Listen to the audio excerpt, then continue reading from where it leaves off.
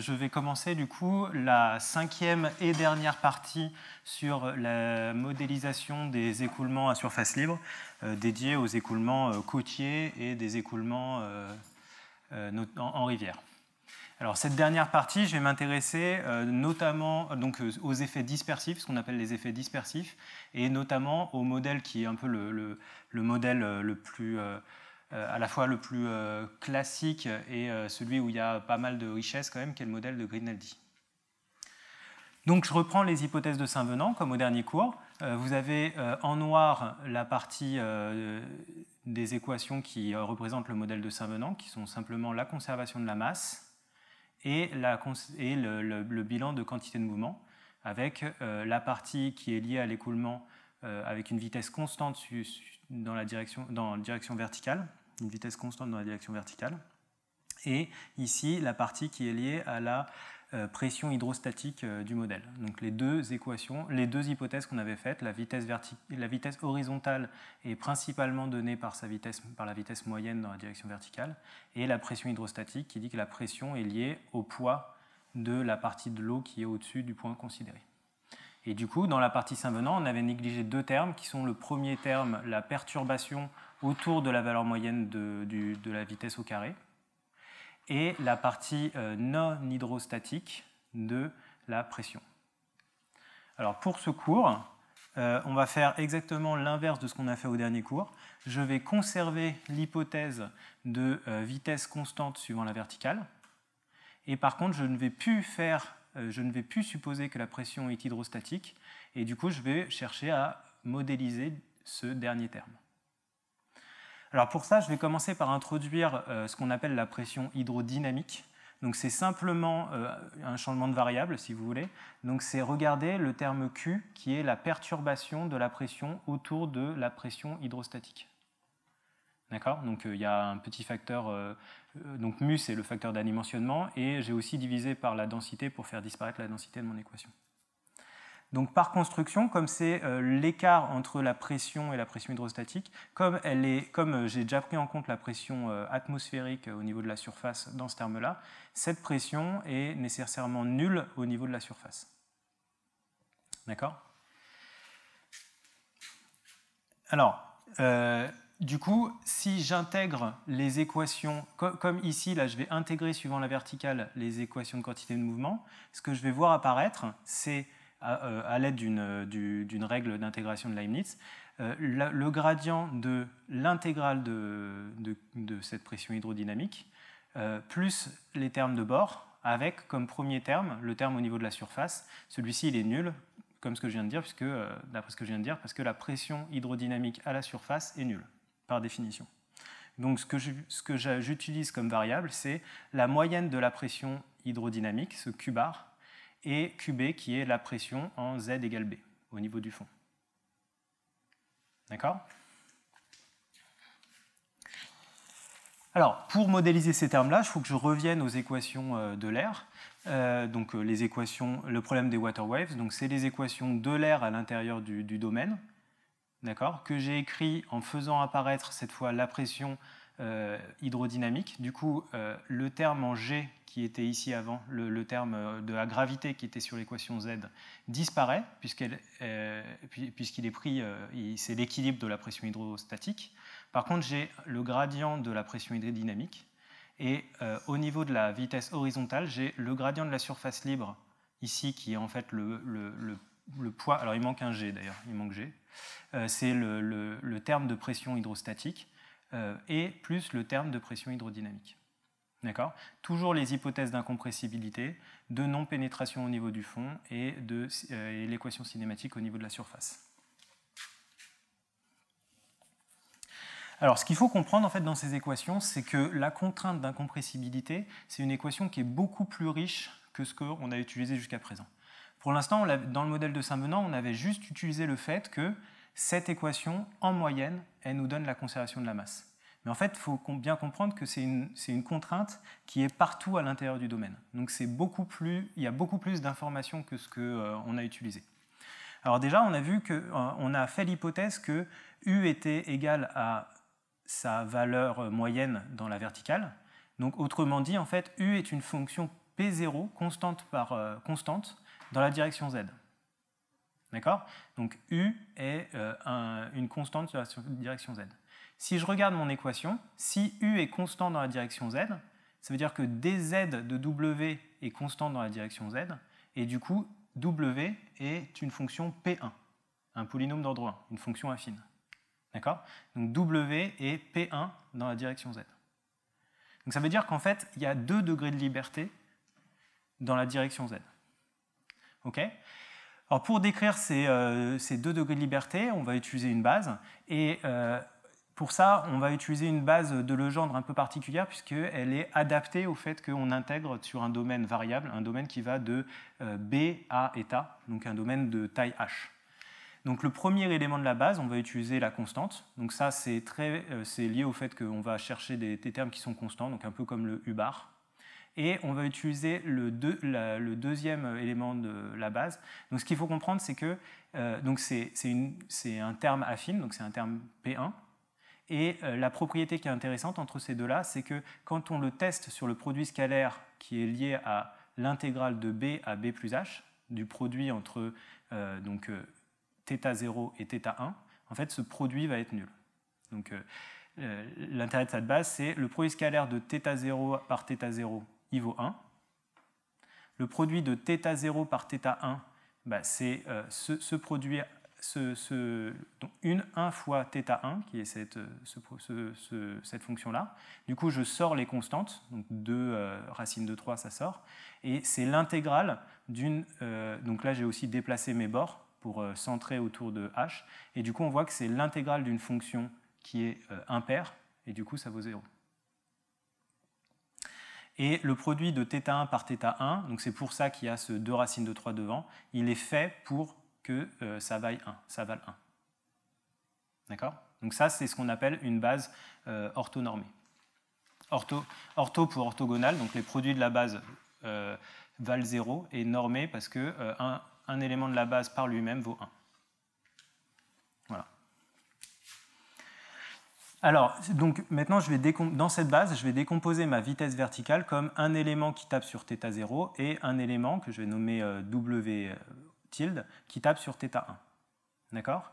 Alors, un des avantages de cette base, c'est que on se rappelle, pour les équations d'Euler, on a une énergie. Donc, ce qui va m'intéresser, c'est il va y avoir une estimation qui va être du style W carré, l'intégrale de W carré.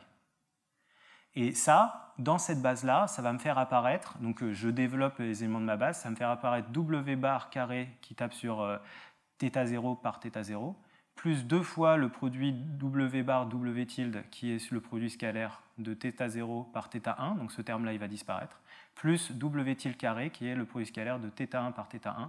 Et du coup, j'ai que l'énergie cinétique, elle va s'écrire comme H fois W bar carré plus W tilde carré, quelque chose que je vais pouvoir calculer, enfin, j'espère pouvoir calculer facilement.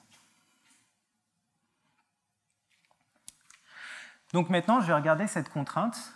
Je vais regarder la contrainte de divergence nulle et je vais l'intégrer sur l'ensemble du domaine. Qu'est-ce qui va se passer? C'est que je vois apparaître donc la première comme U est une constante suivant la verticale. L'intégrale suivant z d'une constante, ça fait la taille du domaine, donc ça fait zeta. Donc zeta, c'est un point, zeta, c'est un point quelconque suivant la verticale. Donc j'intègre entre le fond et un point quelconque. Donc ça me fait la hauteur du point que je suis en train de regarder fois la divergence de U bar, plus la vitesse verticale en ce point, moins la vitesse verticale au point du fond. D'accord? Et donc ça me donne, en remplaçant à l'aide de la contrainte de non-pénétration, je peux remplacer la vitesse au niveau du fond par le déplacement du fond, bon ce terme-là on ne va pas vraiment le considérer, moins la vitesse au fond fois dxb. Et j'obtiens que ma vitesse en un point quelconque, elle est donnée par cette relation-là, et on voit que effectivement, c'est une fonction affine suivant la verticale avec ce terme ici qui est en z. D'accord? Donc ce terme, cette fonction, je vais la décomposer suivant ma base en la testant. Donc c'est en prenant le produit scalaire entre W et les éléments de ma base. Ça, on appelle ça tester tester sur l'élément de la base 0. Donc le W bar, c'est je teste avec l'élément de la base 0 W, et ça me donne simplement ce terme-là. Donc c'est juste calculer une intégrale. Et inversement, W tilde, c'est je teste avec W1, avec θ1, pardon, W, et ça me donne ce terme-là. D'accord? Donc en fait, ces deux contraintes-là, l'ensemble de ces deux équations, en fait, est la traduction de mon incompressibilité dans mon nouveau jeu de variables qui est W bar et W tilde.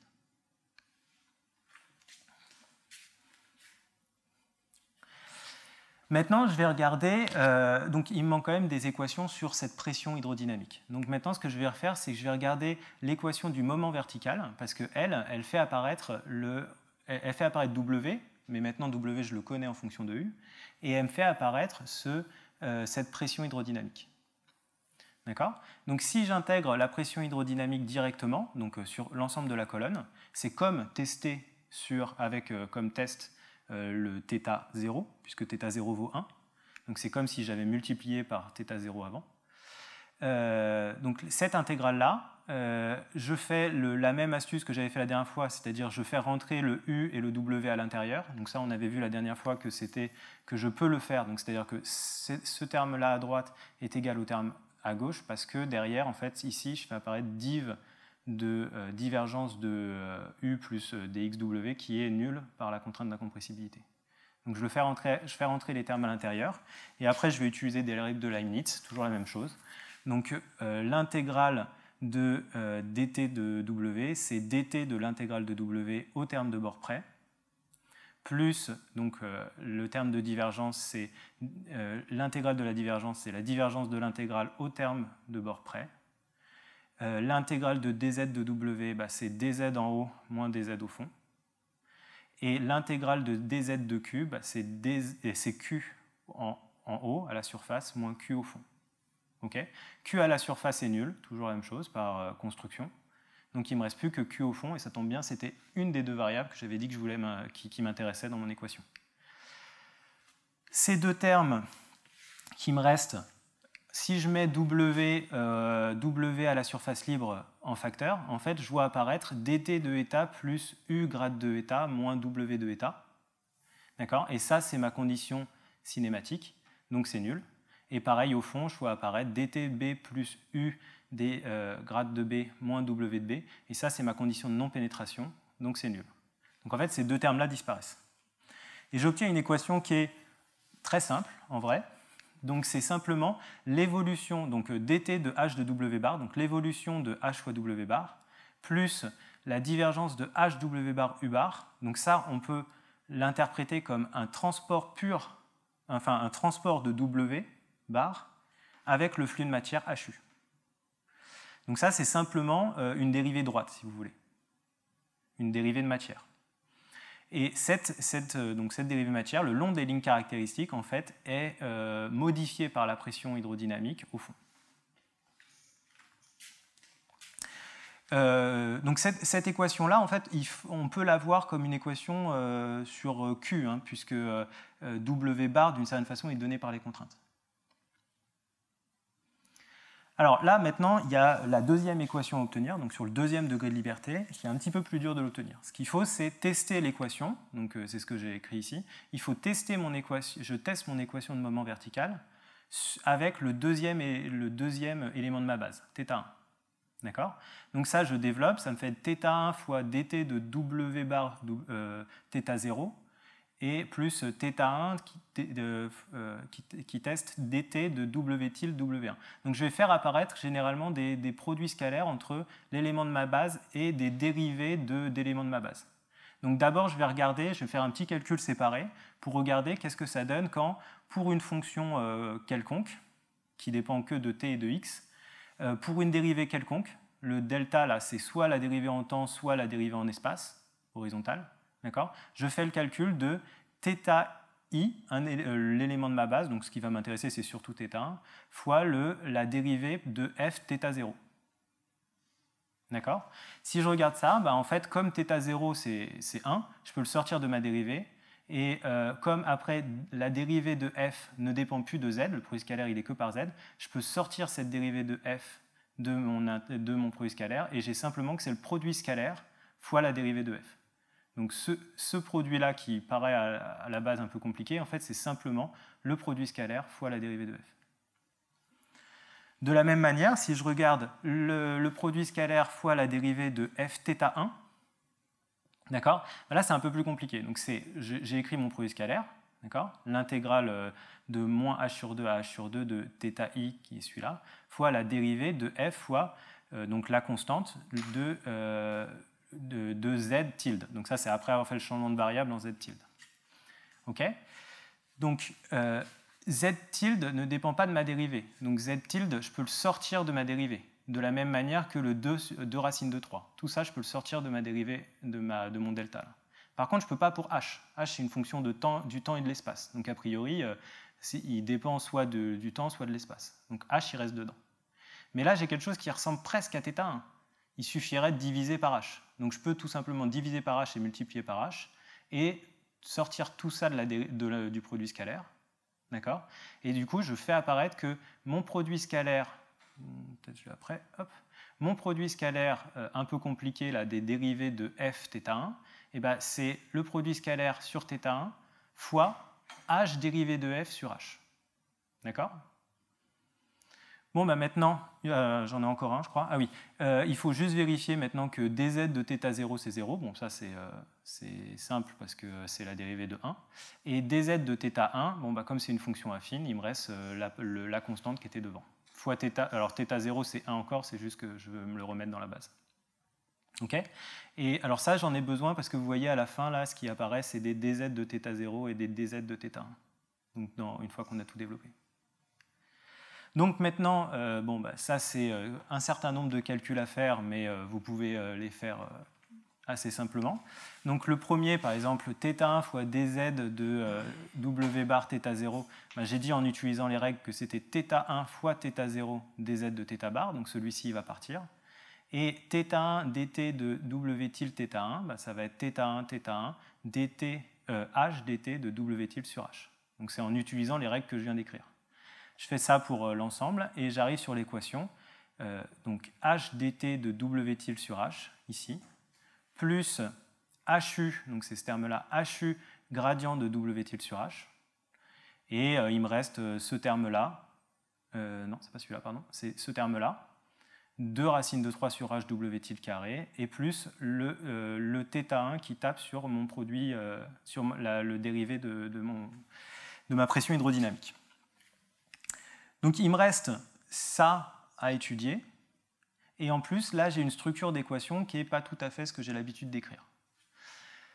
Donc je vais commencer par réécrire un peu mon équation, et ce que j'aime bien écrire, moi, en général, c'est des dt de h fois mon élément. Okay ? Alors pourquoi j'aime bien cette forme-là ? Parce que c'est lié à la dérivée matière, à la quantité qui suit l'eau, qui suit l'eau qui est comprise dans la colonne H. Du coup, en termes d'interprétation, les dt de H fois ma variable, c'est des choses que j'arrive facilement à interpréter. Donc j'aime bien écrire les équations sur ce type de variable. Donc ça, moi je connais dt de w tilde sur H, donc je vais le développer pour faire apparaître ce terme-là. Donc ça me donne H2 dt de w tilde sur H, plus w tilde sur H dt de H2. dt de H2, c'est 2, il est là, 2 h dth. Donc les h se simplifient et j'ai 2 w tilde dth.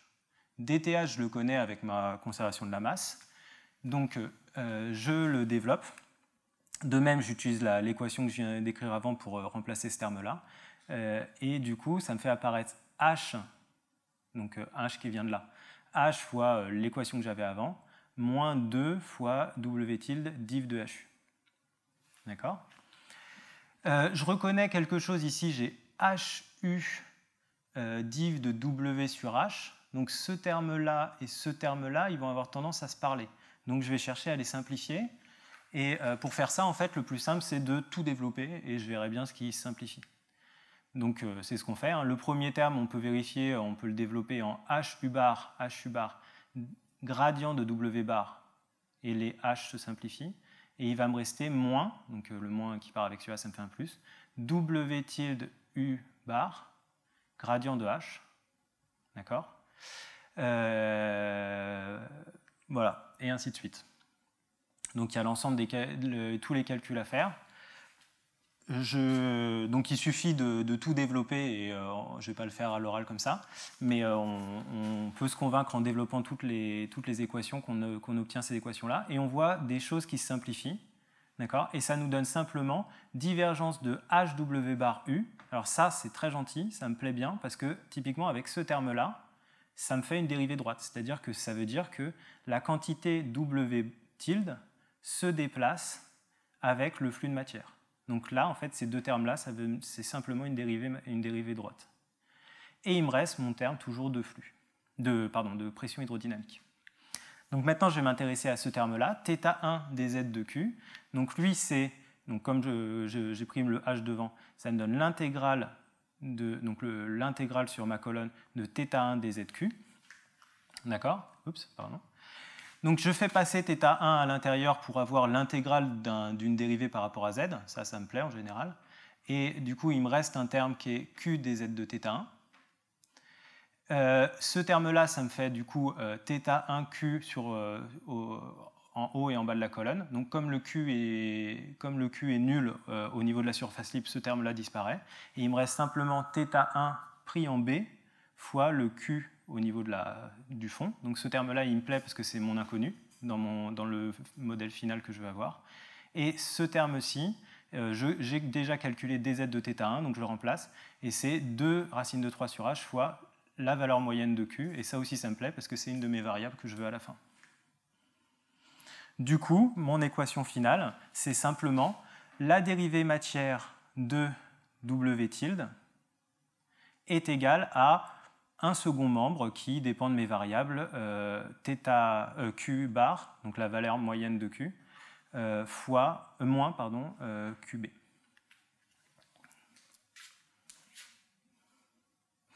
Du coup, l'ensemble de mon modèle de Grignaldi, ça va être l'équation de conservation de la masse, la première, l'équation de le bilan de quantité de mouvement horizontale, avec les termes, donc le terme de bathymétrie, avec les deux termes qui venaient de la pression hydrodynamique. Okay.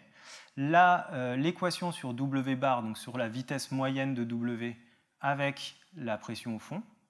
Le transport de W tilde avec le terme source qu'on a vu tout à l'heure, plus les deux contraintes qu'on a écrites tout à l'heure. Les deux contraintes qui viennent de l'intégration de la divergence de U, la divergence de 3D de U, qui traduisent le fait que c'est une dérivée, que c'est un fluide incompressible. Alors ce modèle-là, je reprends 2 secondes, ce modèle-là, en fait, il s'écrit comme des dérivées temporelles, un flux, donc une partie un peu, comme on a vu, qui ressemble à de l'hyperbolique, avec des termes sources, plus des contraintes. D'accord? Donc en gros, il s'écrit dt de h et grand U étant le vecteur U, W, W tilde, fois plus la divergence d'un certain flux, donc qui est le flux de Saint-Venant, plus le transport pour W bar et le transport pour W tilde. Alors ce S, c'est simplement le terme de bathymétrie. Okay, et moins un terme qui est lié à cette pression hydrodynamique. Alors, ce qui est important, c'est que la pression hydrodynamique, il n'y a rien sur le premier terme, sur l'équation sur H, elle a complètement disparu. Et il reste un terme en dessous, un terme source pour l'équation sur U, d'accord, qui prend cette forme-là. Et il me reste la contrainte, donc un L de U égale à 0, qui prend cette forme-là. Et alors, ce qui est très important dans cette équation, en fait, c'est que L de U, c'est une application linéaire pour U. D'accord ? Là, on voit, on n'a jamais de produit d'éléments de grand U ensemble. Donc c'est toujours W, il est tout seul, U, il est tout seul, et U, ici, il est tout seul. Alors, elle n'est pas linéaire, d'ailleurs, parce qu'il y a le DTB, ici, elle est affine, mais bon, ça complique un peu les choses, l'affine, donc on va supposer que le fond est constant pour l'instant. Et pareil, sur la deuxième équation, c'est une partie linéaire. D'accord ? Donc ça, en fait, on retrouve la structure propre au modèle incompressible. C'est-à-dire que si vous vous rappelez des modèles incompressibles, donc Euler incompressible typiquement, on a une partie dt de u, donc ça représente ce terme-là, et on a une partie qui est un flux, donc ici je l'ai écrit sous forme non conservative, mais donc u grade u, donc ça c'est vraiment cette partie-là.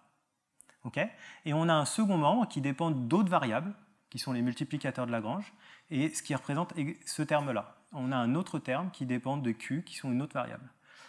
Et on a une application linéaire, divu égale 0, qui, en fait, chez nous, là, ça va être ce L de U qui joue le rôle de divu égale 0.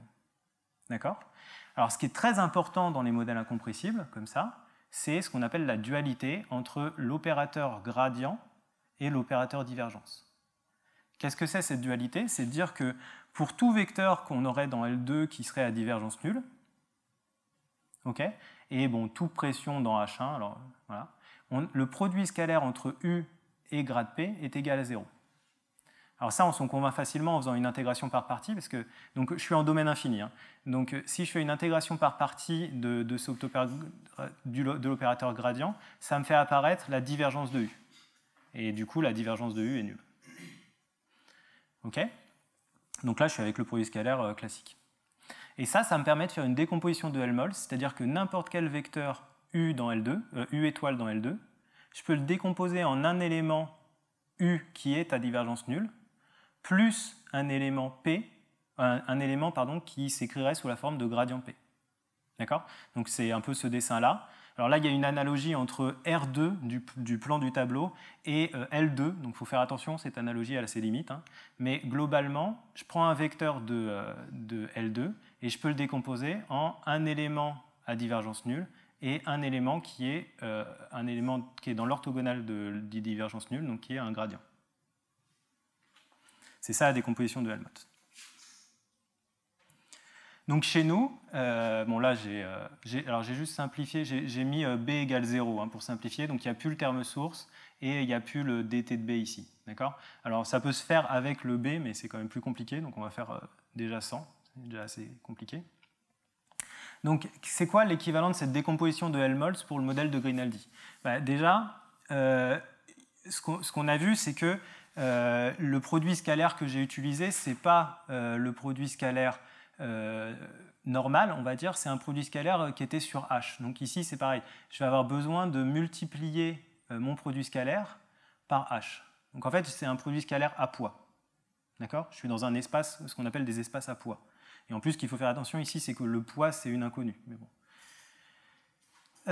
Donc je vais chercher à montrer que pour l'ensemble des vecteurs qui sont dans le noyau de L, donc tel que L de U est égal à 0, et pour toute fonction phi bar phi b, on aurait que U, le produit scalaire entre U et psi de Q bar QB est égal à 0. D'accord ? Alors ça, il suffit de faire le calcul. Donc le produit scalaire, il s'écrit comme ça, c'est U bar fois phi 0 plus W bar fois phi 1 plus W tilde fois phi 2. Et du coup, le H, c'est le poids dans mon produit scalaire. Ça, donc je remplace le W. Pour l'instant, tout ce que je sais, c'est que W bar, je connais la contrainte sur W bar et sur W tilde. Donc je remplace W bar par ce qu'il faut, par ce qui vaut par rapport à U. Ça me donne moins H sur 2 div de U bar. Et pareil pour W tilde, moins H sur 2 racine de 3 div de U bar fois phi 0, fois phi 2, pardon.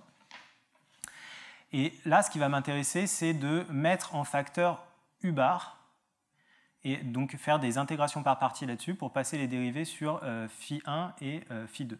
Et donc ça me donne que U bar est égal à H0 phi 0 plus grade de H carré sur 2 phi 1 plus phi 2 sur racine de 3. Donc ça, il suffit de faire le calcul. Alors ce qui est intéressant là-dedans, c'est que cette égalité-là, le produit scalaire vaut ça, quel que soit U dans L2.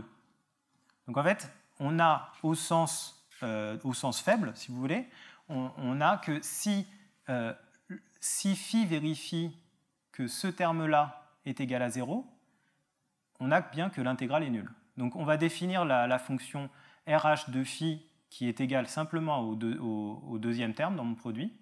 Et du coup, pour tous les éléments qui sont dans le noyau de ce R, alors j'ai changé la notation là, donc je ne sais pas laquelle j'utilise, mais c'est le même R. Hein. Pour tous les éléments qui sont dans le noyau de cet opérateur R, à ce moment-là, on aura bien l'orthogonalité. Donc R est défini comme ça. OK ? Attends, c'est un peu bizarre là. Si, c'est ça. Et en fait, on s'aperçoit que si on applique R au produit que j'avais avant, on a ceci. Là, je peux simplifier racine de 3 ensemble. Je peux simplifier les deux ensemble, ici. Je peux simplifier du coup après les dx, les qb. Et j'ai simplement que j'ai gradient de hq moins gradient de hq. Et du coup, ça vaut bien 0. Donc pour le produit pour le second membre que j'avais dans le modèle, j'ai bien l'orthogonalité. OK ? Mais en plus de ça, j'ai appris des choses. J'ai appris que j'avais cet opérateur-là et je vais m'en servir. Donc la décomposition de Helmholtz pour Grignaldi s'écrit de la manière équivalente. C'est tout élément de L2 de H, c'est L2 à poids. On peut décomposer un élément U étoile en un élément qui est dans ker de L plus un élément qui est dans ker de R, le noyau de l'opérateur R. Donc tout élément ici du tableau, je peux le décomposer en un U et un phi. OK ? Alors ça, déjà, la première application de ça, assez facile, ça va être la conservation de l'énergie mécanique. Donc ce que je vais avoir, c'est que on reconnaît ici la partie énergie potentielle, on reconnaît ici la partie énergie cinétique pour la vitesse horizontale, et je vois apparaître ici l'énergie cinétique pour la partie verticale. Donc c'est globalement ce que je m'attends, et c'est un peu pour ça que j'avais choisi ces variables, ces inconnus-là. Donc si je regarde l'équation de la conservation de la masse, je la multiplie par mon potentiel, donc toujours de la même manière, pour écrire l'équation de la conservation de l'énergie potentielle, enfin le bilan d'énergie potentielle, je le multiplie par le potentiel des forces. Ici, j'ai plus la bathymétrie, donc c'est simplement G fois H, et j'obtiens le bilan d'énergie cinétique, le bilan d'énergie potentielle, avec à droite là la puissance des forces. OK ? Maintenant, si je multiplie le moment horizontal par U, j'obtiens la partie énergie cinétique, le transport de l'énergie cinétique dans la direction U, horizontale, et j'obtiens donc la puissance des forces, qui va se parler avec lui, et plus ce produit HU fois phi0, le terme source que j'avais qui était lié à la pression hydrodynamique. Très bien. Donc si je fais la même chose avec l'advection sur W bar, en multipliant l'équation de W bar par W bar, j'obtiens une partie de transport de l'énergie cinétique en W bar. C'est pour ça que j'aime bien cette forme d'équation, c'est parce que j'arrive facilement à écrire l'énergie cinétique. Ça, c'est dès qu'on a le transport matière, on a tout de suite cette partie de transport d'énergie cinétique. Et à droite, on va avoir HW bar fois phi 1.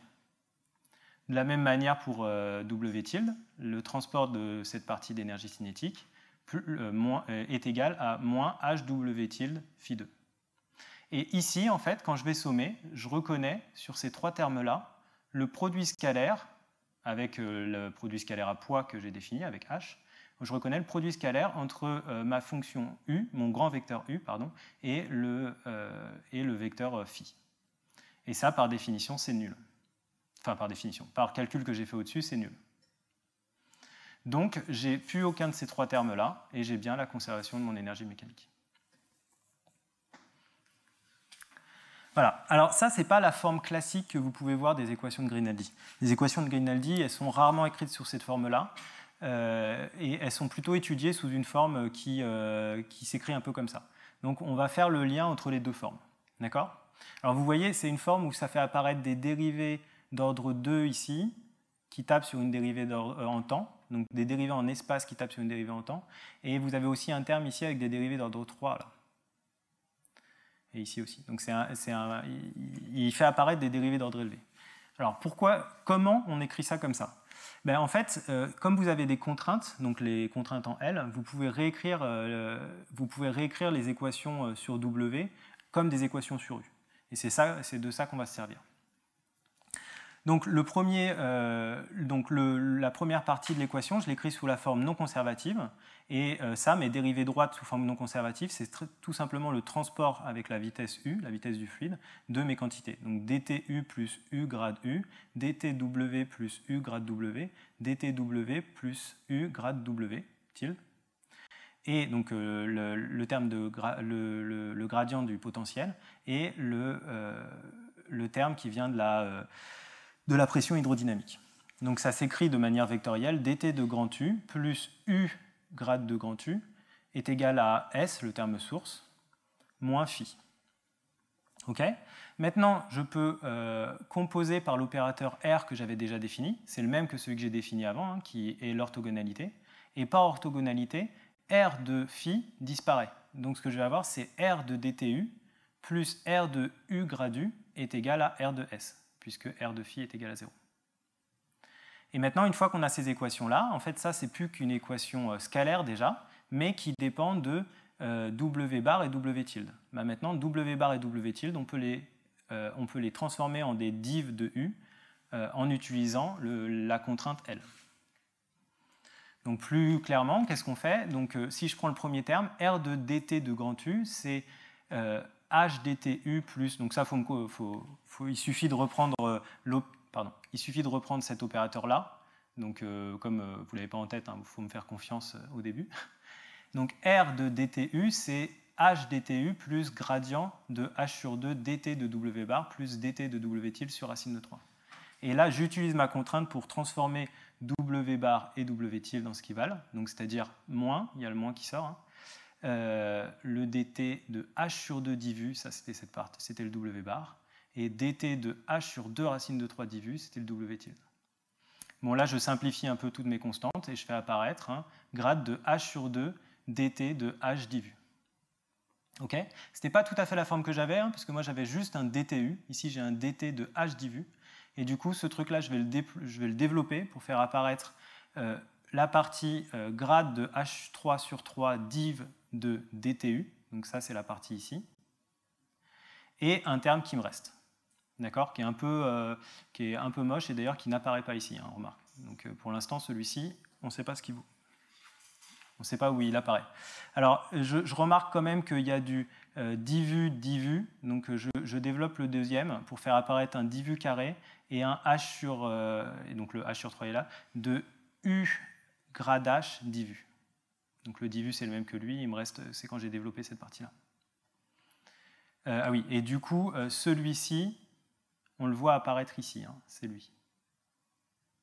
D'accord ? Gradient de h sur 3 divu, gradient de h sur 3 divu carré. Pardon. Par contre, celui-ci, il n'apparaît pas à la fin. Donc on va voir ce qu'il va devenir. Donc maintenant, je prends le deuxième, l'opérateur sur la deuxième partie, u grade u. Lui, c'est h, donc c'est toujours pareil, hein, h fois u div de grade petit u, plus grade de h sur 2, u grade h bar, plus u grade grade W tilde, sur racine de 3. Là, j'utilise toujours mes contraintes pour changer W bar et W tilde, et ça me fait apparaître ce terme-là, après simplification. Okay ? Et lui aussi, j'ai le gradient ici d'un produit, donc je vais le développer. Et en le développant, je fais apparaître H2 sur 2 U grade H divu, et c'était exactement celui que j'avais dans la première équation, donc ces deux-là vont se simplifier. Et il me reste simplement le grade de H3 sur 3 U grade de divu, et c'est celui qui me reste dans mon équation. D'accord ? Donc ça vous prouve que l'équation, la formulation que j'avais écrite avant de Grignardi peut s'écrire de manière plus classique comme un système de uniquement deux équations à deux inconnus, mais avec des opérateurs d'ordre plus élevé. Voilà. Alors maintenant, je vais parler de la résolution numérique de ce genre d'équations. Alors, de manière générale, pour les écoulements incompressibles, on va avoir, on va dire, trois grandes familles de résolution. La première, c'est ce qu'on appelle les éléments conformes. Donc, c'est les éléments Thomas Raviart, typiquement. Alors, il y en a plein d'autres, hein, mais c'est un peu le papier qui a donné idée de la méthode. Donc l'idée, c'est d'utiliser des éléments, donc une discrétisation, qui elle-même vérifie les contraintes. Donc c'est-à-dire que c'est des éléments finis dont les degrés de liberté sont choisis pour que ce soit une base qui vérifie exactement les contraintes. Donc ça discrétise directement les fonctions qui vérifient div de u égale 0. D'accord ? Alors, il y a deux difficultés à ça. Même dans le cas classique, c'est assez difficile de traiter le terme d'advection avec ces éléments-là. Donc il faut travailler pour travailler pour le terme d'advection. Et en plus, chez nous, dans le cas que j'ai montré avant, la contrainte, elle est compliquée parce qu'il y a un h aussi dedans. Donc c'est très compliqué de trouver une discrétisation vérifiant les contraintes. Je ne dis pas que c'est impossible, mais aujourd'hui, je ne connais pas de discrétisation des équations de Grignardi qui sont basées sur cette méthode. Après, la deuxième méthode, c'est une méthode dite de projection. Donc là, c'est un papier, l'idée originale, elle vient d'un papier de Chorin en 68. Donc l'idée, c'est de commencer par trouver une solution sans vérifier la contrainte. Donc on ne s'intéresse pas au terme de pression, donc de pression hydrodynamique dans notre cas, mais de pression dans le cas incompressible classique. Et donc là, on va obtenir, on part d'un vecteur qui vérifie la contrainte, donc qui est dans l'ensemble des solutions admissibles. On fait une advection, mais qui sans tenir compte de la contrainte. Donc on obtient une approximation qui est, elle, dans L2. Et ensuite, cette approximation, on va la projeter sur l'ensemble des solutions qui vérifient la contrainte. Donc on va utiliser une table de projection ici. Voilà. Et du coup, j'ai réalisé cette méthode pour les équations de Grignardi. Et enfin, il y a une troisième type de famille qui est utilisée dans les équations incompressibles. C'est ce qu'on appelle les méthodes pseudo-compressibles. Donc là, c'est une méthode qui a initialement été proposée par Temam en 68 aussi. Donc l'idée, c'est un peu pareil. On commence par approcher la solution sans la contrainte. Donc on part d'une solution qui est dans le bon espace. On fait une advection sans se soucier de la contrainte. On arrive quelque part dans L2. Et ensuite, plutôt que de faire une vraie projection, on va faire quelque chose qui se dirige vers la contrainte, mais sans chercher à la respecter exactement. Alors l'avantage de cette étape de relaxation là, c'est que elle est beaucoup plus souple. On n'est pas obligé typiquement, on n'est pas obligé d'utiliser un schéma implicite pour ça. On peut avoir des schémas explicites avec des conditions de stabilité, mais qui nous permettent d'approcher assez bien UN plus 1. Et ça, c'est des modèles pour les équations de Grignardi. Il y a plusieurs papiers qui ont été faits dans cet esprit-là. Et je vais citer le premier, il me semble, qui a été dans cet esprit-là, qui est le papier de Fabry et Gavrilyuk. Et généralement, dans ce cadre-là, c'est appelé hyperbolisation de l'équation. Parce qu'en fait, cette relaxation, ils la font de manière à ce que ça nous donne une équation entièrement hyperbolique. Voilà. Alors, comment on fait de manière pratique? On va couper notre équation en deux parties. Une partie qui est purement de l'advection, donc c'est la partie hyperbolique qu'on avait vue avant, d'accord, la partie verte, et un second membre qui va prendre en compte le terme source des pressions hydrostatiques plus les contraintes. Donc, on a dit, on fait une première étape sans tenir compte de la contrainte, et une deuxième étape où on va projeter sur l'ensemble des solutions qui vérifient la contrainte. Okay. Donc la première étape d'advection, on voit que c'est là maintenant le H et U, ils ne sont pas couplés au W, donc les W n'apparaissent pas dans l'équation sur H et U. Donc ça, c'est Saint-Venant tout court, donc on peut réutiliser notre code de Saint-Venant. Et l'équation sur W et W tilde, c'est simplement du transport. Donc là, vous utilisez un schéma upwind pour approcher W bar et W tilde. Donc c'est ce que je dis ici. Alors, ouais, vous n'êtes pas obligé de faire un transport. Hein. Vous pouvez aussi. Alors là, je fais encore plus direct. Donc vous pouvez écrire ça sous la forme d'un problème hyperbolique global. Donc vous faites la méthode hyperbolique que vous avez envie. Donc ça veut dire dans le modèle que je vous ai écrit, tout ce que vous avez à faire, c'est de définir que le nombre d'inconnus, c'est plus 2, c'est 4, parce que ça va être H, HU, HW et H de wild tilde W, donc W tilde. Et vous n'avez plus qu'à redéfinir le flux comme le flux à 4 inconnus. Donc le premier, c'est HU. Le deuxième, c'est HU carré. Donc j'ai défini U avant. Donc ça, c'est HU carré fois G sur 2 H carré plus HW fois U plus HW tilde fois U. Donc ça, c'est le flux. Vous avez juste à changer ça. Changer les valeurs propres. Donc en fait, il y en a 4. Vous pouvez vous convaincre, vous pouvez faire le calcul, il y en a 4. C'est U moins racine de C, U et U plus racine de C. Donc ça, c'est UU, c'est juste les équations sur W. Ben, on voit qu'elles sont advectées à la vitesse U. Hein. Et là, vous utilisez le même code et ça marche tout de suite. Donc maintenant, c'est l'étape de projection qui va m'intéresser. Et quand on regarde au niveau discret, l'étape de projection, elle s'écrit vraiment sous la forme, enfin, tout ce qui me reste, c'est UN plus 1 est égal à UN étoile moins delta T fois ce phi n plus 1.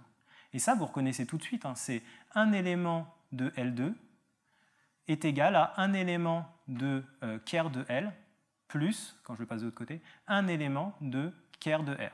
Donc c'est vraiment ma décomposition de Hodge discrète directe. Avec du coup UN plus 1 qui doit être dans le noyau de L et phi n plus 1 qui doit être dans le noyau de R.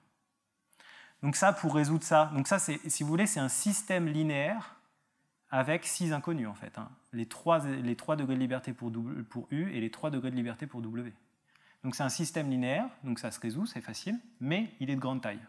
Alors on peut le simplifier. On peut le simplifier tout simplement.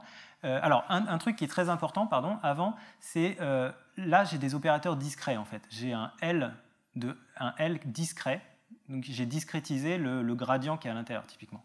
Et pareil, j'ai une discrétisation du R ici. Ce qui est important, c'est que cette propriété d'orthogonalité, je l'ai toujours au niveau discret. Sinon, je ne vais pas pouvoir faire une décomposition de Hodge. Donc si je choisis une discrétisation de ma contrainte L, donc je la prends ici, donc ces gradients-là, alors c'est des divergences, pardon, ici ça devrait être des divergences. Ces divergences, j'ai simplement pris la demi-somme aux faces, enfin j'ai simplement pris le point à droite moins le point à gauche divisé par 2 fois delta x, d'accord? Donc c'est une façon assez naïve de discrétiser la divergence. J'ai pas écrit plus. Ah oui, alors je fais une étape avant, mais donc ensuite, ce qu'il faut, c'est une discrétisation du produit scalaire. Donc ce produit scalaire, il faut choisir comment le discrétiser. Donc le produit scalaire discret, on peut le prendre comme la somme sur les éléments fois le produit à l'intérieur, tout simplement. D'accord? Mais ça aussi, c'est un choix.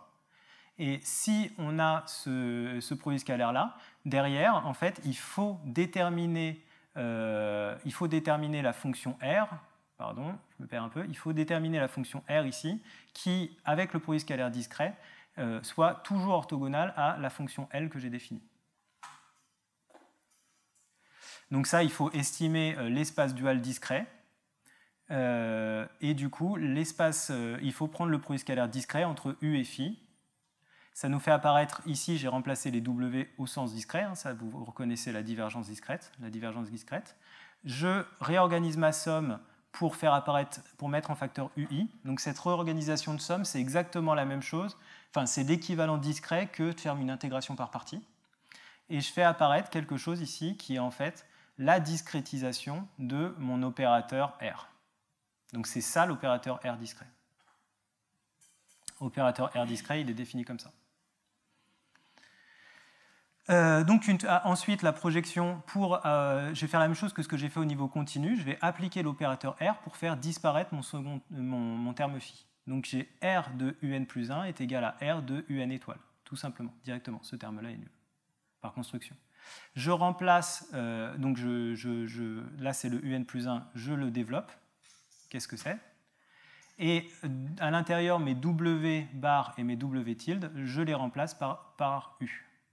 Et ça me fait apparaître un schéma uniquement sur U qui est égal au second membre qui, lui, dépend de grand U étoile en entier. Donc ça veut dire, lui, il va dépendre de UN plus 1, UN étoile, W bar N étoile et W tilde N étoile. Ceux-là, ils ne vérifient pas la contrainte, hein, donc je ne peux pas les modifier. Je ne peux pas les remplacer par U. Voilà. Et du coup, cet opérateur-là, je ne vais peut-être pas aller dans le cadre du code. Je vous laisserai regarder. Cet opérateur-là, au-dessus, c'est un opérateur elliptique relativement classique, sauf qu'on voit, donc c'est l'identité, et là c'est la dérivée seconde, en gros, c'est pour ça qu'il y a un delta x carré. Par contre, on voit que ça fait intervenir i plus 2 moins i, et i moins 2 i. Et du coup, c'est une sorte de Laplacien, mais avec un plus grand stencil. Ça va chercher des éléments qui sont plus loin dans la matrice. Voilà, donc en gros, l'étape en temps, c'est je fais la partie advection de Saint-Venant, donc ça c'est exactement le code pour Saint-Venant qu'il y avait avant, et je rajoute une partie projection. Cette partie projection, c'est donc je vais résoudre un problème numérique, un solver, je vais appeler un solver de l'identité sur la diagonale, j'ai mis h, donc ça c'était le terme en h fois u, et c'est cet opérateur qui est grade de un certain coefficient div de mon inconnu. Et ce 5 là, alors ça c'est une notation personnelle, mais ce 5 c'est pour dire que c'est une matrice avec un stencil de 5, donc qui va chercher non pas les voisins, mais les voisins des voisins. Voilà, et du coup on résout cet opérateur-là, et après il faut appeler la contrainte, donc ça va nous donner simplement u, la vitesse horizontale, et après ici vous avez une autre fonction qui va prendre u, donc hu sur h, parce que là je suis repassé par hu sur h parce que j'ai utilisé les fonctions de condition limite. Hein. Donc ce hu sur h, cette contrainte elle va nous donner du coup le w bar et le w tilde, de manière explicite. Voilà, après il faut regarder, hein, c'est simplement l'opérateur, c'est simplement monter la matrice. Donc je vous passe un peu les détails, ça sert à rien de les faire à l'oral ici. Et le second membre qui est simplement l'opérateur RH de US, de U star. Voilà. Alors je vais vous montrer des petites simulations avant de conclure. Donc un premier cas. Voilà. Donc en rouge, vous avez le cas Saint-Venant classique, donc c'est toujours la rupture de barrage avec le Saint-Venant pur, donc la résolution du problème de Riemann, c'est celui qu'on a vu les autres fois. Et en bleu, vous avez la solution du problème de Grignaldi. Alors la différence, on le voit, c'est on voit apparaître au niveau des chocs des petites vagues supplémentaires, je veux dire. Ça oscille un peu au niveau des chocs, et un petit peu aussi à gauche, mais ça c'est parce qu'on avait une condition initiale qui était très raide. Ça, c'est vraiment caractéristique des phénomènes de dispersion. Et là, on est... Bon, alors, je ne suis pas sûr que là, je n'ai pas encore un peu de diffusion numérique, mais même si j'allais plus loin dans le maillage, ces vagues-là, elles ne disparaîtraient pas. D'accord ? Elles sont bien présentes. Okay ? C'est vraiment la caractérisation des équations dispersives, ça. Voilà. Si, maintenant... sur le même type de... Ah oui, alors j'aurais dû faire. Donc là, j'ai pris, dans mon cas test, j'ai pris, vous voyez, une épaisseur d'eau qui est assez fine, hein, qui est 10-2.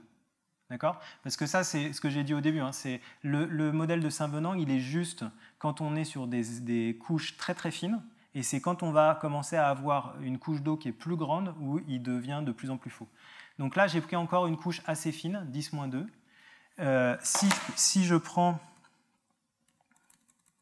hop, donc c'est le paramètre, alors à chaque fois on ne le voit pas là les paramètres, mais c'est ici, voilà, dans le code. Si je prends du coup encore plus fin, donc cette fois je prends 10-3, là on ne voit plus la différence. Alors on voit un peu de diffusion numérique, hein, mais on ne voit plus de différence entre la solution de Grignaldi et la solution de Saint-Venant. D'accord ? Donc vraiment, pour des couches très très fines, le modèle de Grignaldi il va retomber sur le modèle de Saint-Venant. Alors en fait, cette convergence, théoriquement, pour des solutions à choc, on ne l'a pas vraiment. Mais en pratique, comme on a toujours un peu de diffusion numérique, on l'observe au niveau des solutions numériques. Et maintenant, si je prends plus une couche d'eau plus grande, on va voir apparaître les phénomènes de dispersion encore plus grands. Donc on voit vraiment que la solution elle change complètement de forme. Ça ne ressemble plus du tout à la solution de Saint-Venant. Et voilà, elle évolue de manière vraiment très très différente. Donc le modèle, là je suis à l'épaisseur de ma couche, c'est 10-1. On a déjà des phénomènes qui sont très très loin des phénomènes de Saint-Venant.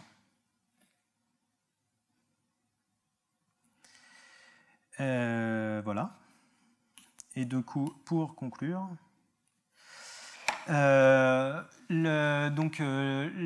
ce qu'on peut essayer de faire, c'est enlever simultanément les deux hypothèses, donc l'hypothèse que j'ai levée au cours 4 et l'hypothèse que j'ai levée à ce cours-là. Donc on peut le faire simultanément. Donc ça a été fait avec un Grignaldi multicouche, et ça a été fait aussi par les Espagnols avec le VAM, donc là où on prend c'est plutôt des éléments finis pour décrire U. Donc on choisit U cette fois P1 et non plus P0, mais non plus P0. Donc on peut le faire avec ces deux méthodes. Donc il faudrait aussi aller voir les méthodes qui sont intéressantes, c'est ce que j'ai parlé là, des méthodes pseudo-compressibles au niveau numérique. C'est intéressant d'utiliser ces méthodes-là pour résoudre les équations au niveau numérique. Il y a beaucoup de problèmes au niveau des conditions limites, je les ai un peu mis sous silence, mais il y a assez peu de papiers sur les conditions limites des équations dispersives, et c'est des choses qui sont vraiment des questions ouvertes aujourd'hui et qu'il faudrait réussir, si on veut faire des cas pratiques, il faudrait réussir à mieux traiter.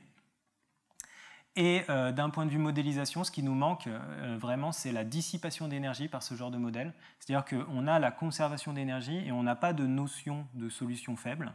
Du coup, on n'a aucun moyen propre de faire de la dissipation d'énergie qui pourrait modéliser des phénomènes de déferlement.